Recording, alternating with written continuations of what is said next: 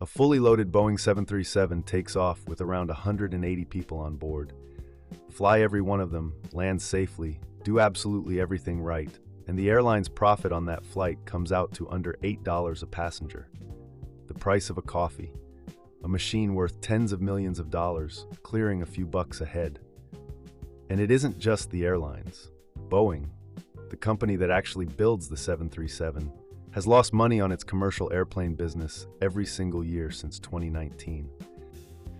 So if the airline barely breaks even and the manufacturer is bleeding cash, where does a 737 actually make anyone rich?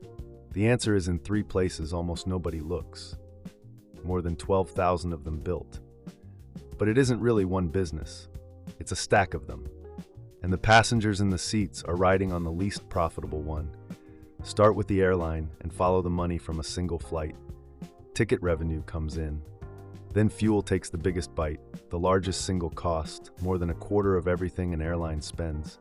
Then crew, then the airport, landing fees, gate fees, air traffic charges, then maintenance, then the plane itself. And what's left at the bottom is almost nothing. At Southwest, one of the most efficient airlines on the planet, the entire profit margin came down to about 0.2 cents for every seat flown a single mile. Fill the plane, and airlines are better at that than ever. Planes are fuller than any time in history, and the whole global industry still nets only around $8 a passenger. One fuel spike, one bad year, and that number goes negative. So if the flight barely pays, where's the money? Start with a question almost no passenger ever asks. Who actually owns the plane? Probably not the airline. Roughly half the world's jets are leased, not owned, up from under 2% in 1980. The airline flying you might be renting that 737 for about $400,000 a month from a company you've never heard of. The biggest, AerCap, owns and manages thousands of aircraft and made a record $3.5 billion in profit last year, more than almost any airline flying its planes. The plane is a financial asset that happens to have wings. That's profit center one, and the airline is just the tenant. Then there's the money the airline pulls out of you after you've already bought the ticket. Bags, seat selection, priority boarding, legroom.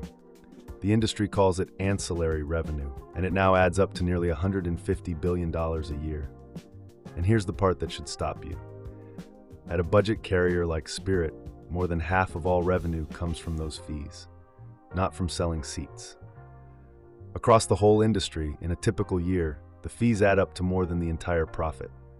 Take them away, and the flying loses money. The ticket gets you onto the plane. The fees are the business. But the single most profitable thing bolted to a 737 isn't the seat, and it isn't the lease. It's hanging under each wing. A 737 MAX flies on two engines, and only one type is even allowed, the CFM LEAP. And the companies that build it barely care what they earn on the sale. Because jet engines are sold cheap, discounted so hard that engine makers have, on occasion, handed them over free. For one reason, the moment that engine is on the wing, it needs certified parts and mandatory overhauls for the next 25 years, and only the maker is allowed to sell them. It's the printer and ink model at 35,000 feet. At GE Aerospace, one of the two companies behind that engine, about 70% of revenue now comes from servicing engines already out there, not selling new ones. It's already booked more than $170 billion of future service work. Every engine in the sky is a subscription the airline can never cancel. So add it up.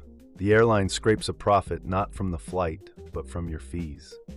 The lessor earns more than the airline just by owning the plane. And the engine maker collects for decades after the sale, while Boeing, building the thing, loses money doing it. The actual point of the airplane, carrying you from one city to another, is the thinnest margin in the whole operation. So next time you're folded into seat 27B, doing the math on a $12 bag fee, remember, on that 737, you were never really the customer. You're the cargo that makes everyone else's business work. If you got something out of this, subscribe. There's a new breakdown on the way. Until next time, this has been The Economics of.